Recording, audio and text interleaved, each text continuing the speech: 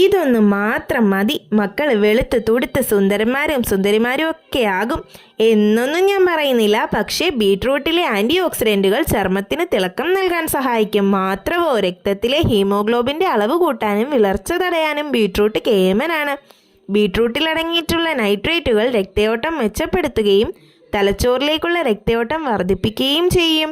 ബീട്രൂട്ടിൽ ഫൈബറും അയണും vitamin സിയും കാർബോഹൈഡ്രേറ്റും എല്ലാം അടങ്ങിയിട്ടുണ്ട്. ദഹനം മെച്ചപ്പെടുത്താനും എനർജി നൽകാനും എല്ലാം ബീട്രൂട്ട് നല്ലതാണ്. അങ്ങനെ പറഞ്ഞാൽ തീരാത്ത ഗുണങ്ങളാണ് ഈ ബീട്രൂട്ടിലുള്ളത്.